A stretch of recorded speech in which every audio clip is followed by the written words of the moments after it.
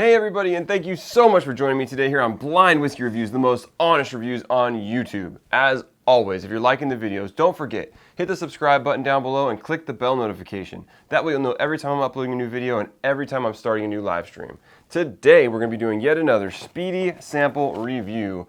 24 samples in the boxes. These whiskeys are made up of whiskeys that were sent to me by distilleries to review, whiskeys that were sent to me by friends out there in the whiskey world, and whiskeys that I've already reviewed in the past, have bottled a sample of a few months after the bottle's been opened so we can see how that whiskey's doing with a little bit of airtime. So if this is a re-review, I will link it up here in the YouTube card and I will link it in the description below as well. Let's get on to our review. So we've got our random number generator program with 24 samples, and today we'll be reviewing sample number 7. All right, so that would be 4 and 7. Let's go ahead and pour a little bit of whiskey. And actually, there is some samples that I have. They may not be in these boxes at this point in time. I don't know what's in here, but there are some samples of things other than whiskeys in this box, so, or maybe in the box. So we could get surprised with something a little bit different, but let's get on to the nose. Ooh, yeah, nice light fruity nose on this one. Big apple, big pear. Hint of a red fruit back there, like a berry character.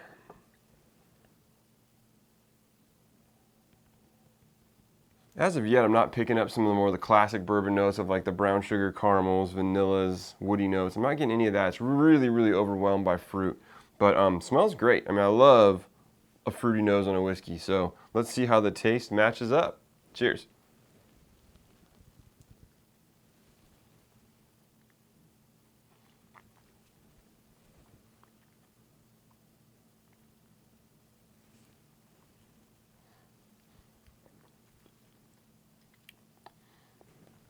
Strange. So at first taste, I'm really not getting much of any of that fruit that I smelled on the nose.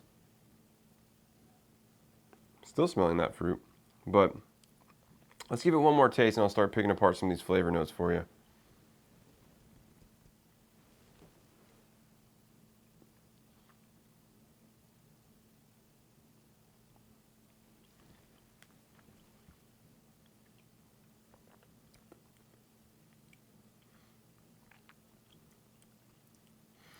Strange, yeah. I mean, there's not a ton of fruit on it. There's a little bit of sweetness up front, almost like a brown sugar sweetness. A little bit of vanilla, a little bit of spice on the back end.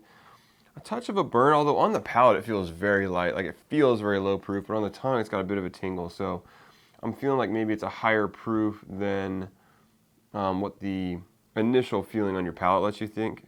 I'm just baffled at how different the nose is from the palate. And not to say better or worse, just vastly different flavor-wise, character-wise. So let's get one more taste in here and see if we can't figure out what's going on with this thing.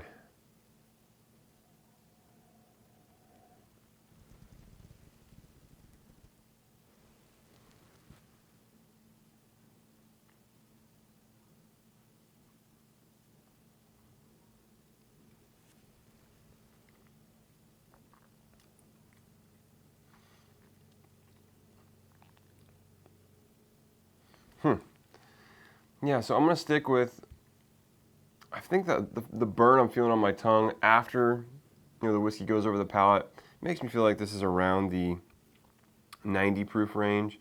Doesn't feel incredibly high. Flavor definitely doesn't punch up like it's a much higher proof whiskey.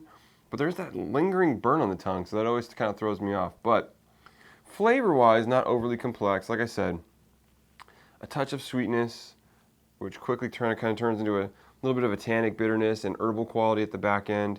Yeah, I'm not quite sure. The nose is just so vastly different that it's strange. I do think I do like that fruity nose better than what I'm tasting on the palate. Not a bad whiskey, but nothing that's knocking my socks off.